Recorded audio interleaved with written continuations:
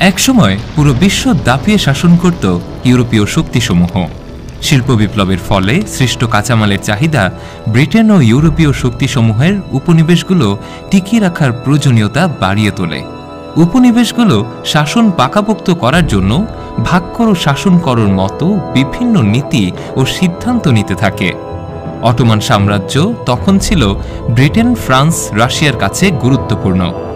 ব্রিটিশদের উপনিবেশ ছিল ভারতীয় উপমহাদেশে। ভূমধ্যসাগর, দার্দেনেলিস ও বসফোরাস প্রণালীর অধিকার হারালে ভারতে সহজে যাতায়াতের পথ বন্ধ হয়ে যেত ব্রিটিশ শক্তির জন্য। তাছাড়া এই অঞ্চলের প্রতি লোভ ছিল তাদের। সুলতান দ্বিতীয় মুহাম্মদ যখন হাজার বছর ধরে টিকে থাকা বাইজেন্টাইন সাম্রাজ্যের রাজধানী কনস্টান্টিনোপল বিজয় করেন এবং অটোমান রাজধানী সেখানে স্থানান্তর করেন, তখন থেকেই অটোমান সাম্রাজ্যের ইউরোপে বিস্তার শুরু। ধীরে ধীরে ইউরোপীয় ভূমি আসতে থাকে অটোমান সাম্রাজ্যের অধীনে। সুলতান সুলাইমানের সময় সর্বোচ্চ বিস্তৃতি ঘটে সাম্রাজ্যের, যা মূলত ইউরোপীয় শক্তির কাছে ভালো ঠেকেনি। ইউরোপের উপনিবেশিক শক্তির কাছে তাই অটোমান সাম্রাজ্য একটি হুমকি হিসেবে ছিল। অটোমানরা হয়ে উঠেছিল ইউরোপের বড় প্রভাবশালী শক্তি, কিন্তু এই জৌলস বেশি দিন টেকেনি। সুলতান সেলিম, সুলতান সুলাইমানের পর সাম্রাজ্যের দুর্বলতা স্পষ্ট হয়ে ওঠে 1571 সালে ভূমধ্যসাগরে লেপান্টো নৌযুদ্ধে পরাজয়ের পর। পরবর্তীতে অটোমানদের জন্য কাল হয়ে আসে কার্লাইটোস ও কুচুক কারোইনার্সের সন্ধি, যা ইউরোপীয়দের কাছে অটোমানদের আরও দুর্বল শক্তি হিসেবে তুলে ধরে। ব্রিটেন তথা ইউরোপীয় শক্তিসমূহ অটোমান সাম্রাজ্যের বিরুদ্ধে নানাভাবে ষড়যন্ত্রে লিপ্ত থাকার কারণ এই অঞ্চলকে ঘিরে তাদের ভূরাজনৈতিক, অর্থনৈতিক স্বার্থ, সংস্কৃতি, সভ্যতার ভিন্নতা, আধিপত্যের লড়াই ইত্যাদি।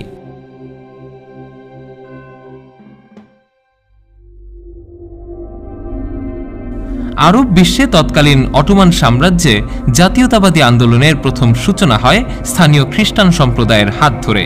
তৎকালীন অটোমান সাম্রাজ্যে প্রচুর খ্রিস্টান মিশনারি প্রতিষ্ঠিত হয়। তাছাড়া সাম্রাজ্যে গুপ্ত সংস্থার উত্থান ঘটে। মিশনারি ও গুপ্ত সংস্থাগুলো সাম্রাজ্যে জাতীয়তাবাদী বার্তা প্রচার করে। পরবর্তীতে এই জাতীয়তাবাদের 3টি ধারা লক্ষ্য করা যায়: ধর্মনিরপেক্ষ ধারা, তুর্কি জাতীয়তাবাদ এবং আরব জাতীয়তাবাদ। ধর্মনিরপেক্ষ ধারার সূত্রপাত তুরস্কেই। ফরাসি বিপ্লবের ছোঁয়া লেগে এই ধারা সমৃদ্ধ হতে থাকে। তুর্কি জাতীয়তাবাদের সূত্রপাত হয়েছে মূলত বিভিন্ন স্থান থেকে এসে অটোমান সাম্রাজ্যে চাকরি নেওয়া জনগণের হাত ধরে, যার মধ্যে রয়েছে রাশিয়া থেকে আসা তাতার সম্প্রদায়।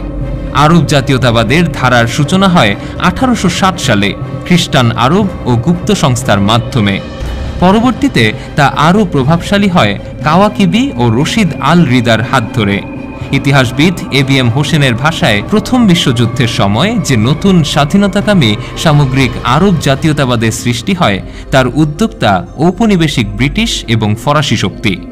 কার্যত ব্রিটিশ এবং ফরাসি শক্তি সাইকাস-পিকট চুক্তি অনুযায়ী নিজেদের মধ্যে অটোমান সাম্রাজ্যের ভাগাভাগি করার যে পরিকল্পনা, তা বাস্তবায়নে জাতীয়তাবাদী আন্দোলনকে উস্কে দেয়। কিন্তু প্রথম বিশ্বযুদ্ধের পর যখন ক্ষমতা ভাগাভাগি করার সময়, তখন জাতীয়তাবাদী আন্দোলনকারীদের তারা বঞ্চিত করে মধ্যপ্রাচ্যে উপনিবেশ স্থাপন করে। পশ্চিমা শক্তি কর্তৃক এই জাতীয়তাবাদী আন্দোলন ছড়িয়ে পড়ে অটোমান সাম্রাজ্যের বিভিন্ন প্রান্তে। সূচনা হয় স্বাধীনতা আন্দোলনের।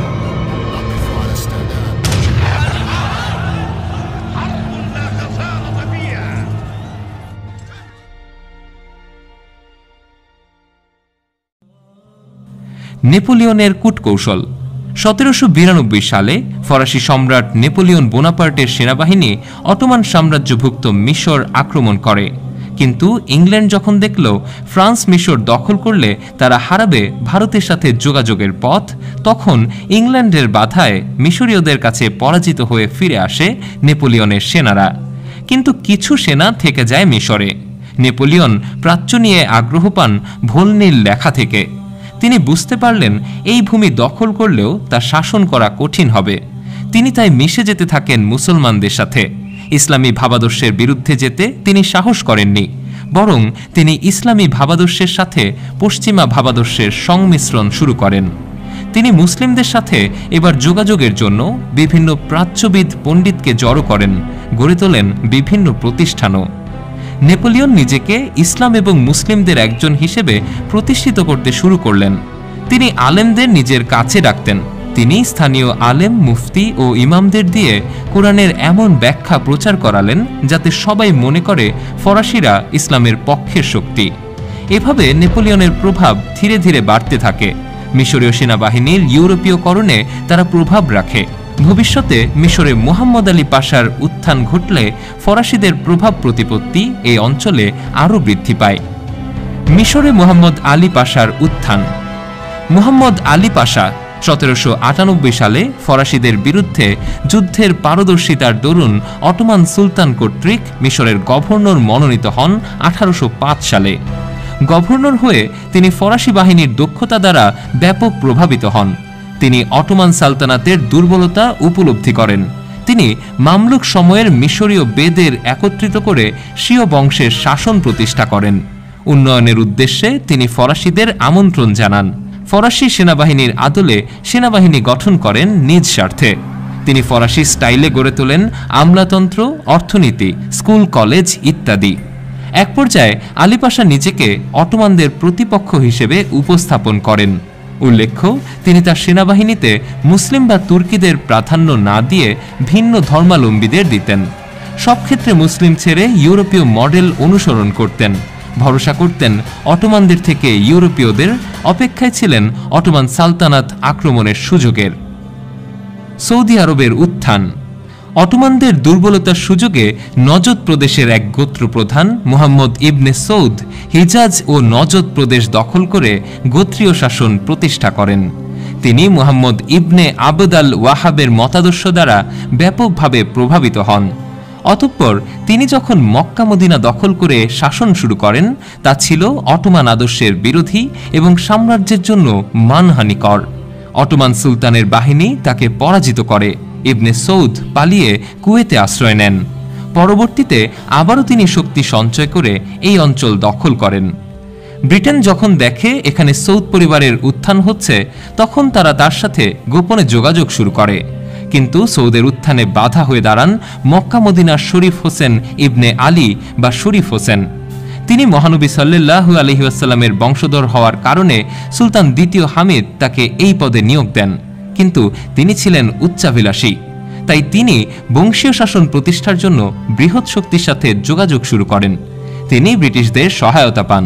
প্রথম বিশ্বযুদ্ধে ব্রিটিশরা তাকে অটোমানদের বিরুদ্ধে বিদ্রোহ করতে বলে, কিন্তু দেখা যায় ব্রিটিশরা দুই পক্ষের সাথেই যোগাযোগ রাখে। পরবর্তীতে যখন সৌদ পরিবার পুনরায় আক্রমণ করে মক্কা মদিনা এলাকা দখল করে, তখন ব্রিটিশরা দোটানায় পড়ে অবশেষে সৌদ পরিবারকে সমর্থন জানায়। বিশ্বযুদ্ধ পরবর্তী অটোমান সাম্রাজ্যের পতন হলে ব্রিটিশরা সৌদ পরিবারের শাসনকে স্বীকৃতি দেয়। কার্যত ব্রিটিশরা জাতীয়তাবাদী আন্দোলনকে অটোমানদের বিরুদ্ধে কাজে লাগায়। গ্রিসের স্বাধীনতা আন্দোলন। একসময় গ্রিক ভূখণ্ড ছিল অটোমান সাম্রাজ্যের অধীনে। সেখানে জাতীয়তাবাদী আন্দোলন শুরু হলে তার রাশিয়া, ব্রিটেন এবং পশ্চিমা শক্তির সমর্থন পায়। ফলে তা আরও বেগবান হয়। এই পালে হাওয়া দেয় ফরাসি বিপ্লব। বিভিন্ন সময় প্রতিষ্ঠিত হয় গুপ্ত সংস্থা। পরবর্তীতে যখন অটোমানদের সাথে যুদ্ধ বাধে, তখন স্বাধীনতাকামীদের সহায়তা করে ইউরোপীয় শক্তিসমূহ। রাশিয়া, ব্রিটেন এবং ফরাসি সহায়তায় একসময় গ্রিস স্বাধীনতা লাভ করে, যা অন্য অঞ্চলেও অটোমানদের বিরুদ্ধে বিদ্রোহ উস্কে দেয়। দেখা যায় 1805 সালে যখন সার্বরা জাতীয়তাবাদী আন্দোলন শুরু করে, তখন বৃহৎ শক্তির সহায়তা না থাকায় তা বেশি দূর গড়াতে পারেনি। ফলে পিছিয়ে যায় সার্বিয়ার স্বাধীনতা। বর্তমানে আমরা দেখি যে বিভিন্ন বিদ্রোহী গোষ্ঠীকে বৃহৎ শক্তি সমর্থন দেয় বিভিন্ন রাজনৈতিক স্বার্থে। আন্তর্জাতিক রাজনীতি হচ্ছে শক্তির রাজনীতি। এখানে একটি রাষ্ট্র কেমন আচরণ করবে তা নির্ভর করে তার জাতীয় স্বার্থের উপর।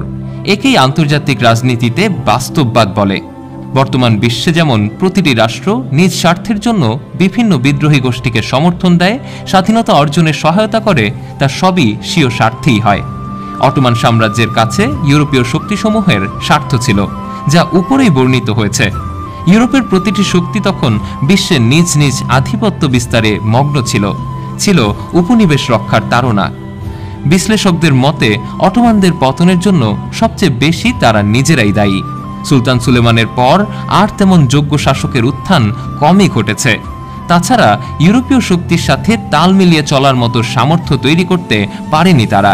শিল্প বিপ্লবের ফলে ইউরোপ যখন উন্নত হচ্ছিল, তখন অটোমান সাম্রাজ্য ছিল বেশ পিছিয়ে। অনেকেই মনে করেন ইউরোপীয় শক্তি আন্তর্জাতিক রাজনীতির নিয়মানুযায়ী নিজ স্বার্থে অটোমান সাম্রাজ্যের বিরোধিতায় লিপ্ত ছিল, কিন্তু তা তাদের পতনের একমাত্র কারণ নয়।